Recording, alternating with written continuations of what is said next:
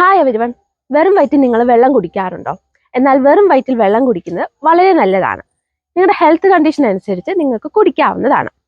ഒന്നാമത്തേത്, കറുകപ്പട്ട 1 ഗ്ലാസ് വെള്ളത്തിൽ സോക്ക് ചെയ്ത് വെച്ചിട്ട് രാവിലെ എംപ്റ്റി സ്റ്റൊമക്കിൽ കുടിക്കുന്നത് വളരെ നല്ലതാണ്.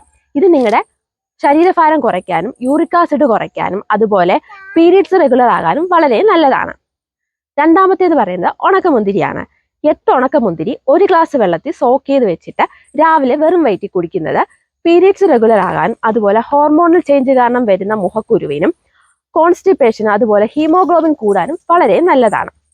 മൂന്നാമത്തേത് പറയുന്നത് 1 സ്പൂൺ ഉലുവ 1 ഗ്ലാസ് വെള്ളത്തിൽ സോക്ക് ചെയ്ത് വെച്ചിട്ട് വെറും വയറ്റിൽ കുടിക്കുന്നത് ഷുഗർ കുറയാൻ വളരെ നല്ലതാണ്. നാലാമത്തേത് പറയുന്നത് മല്ലിയാണ്, കൊത്തമല്ലി. 1 സ്പൂൺ കൊത്തമല്ലി 1 ഗ്ലാസ് സോക്ക് ചെയ്ത് വെച്ചിട്ട് വെറും വയറ്റിൽ കുടിച്ചാൽ നിങ്ങളുടെ തൈറോയിഡിന് വളരെ നല്ലതാണ്. അത് മാത്രമല്ല ദഹനം നന്നാകാനും ശരീരത്തിലെ നീര് കുറയാനും വളരെ നല്ലതാണ്. അഞ്ചാമത്തേത് 1/2 സ്പൂൺ ജീരകവും 1/2 സ്പൂൺ പെരുംജീരകവുമാണ്.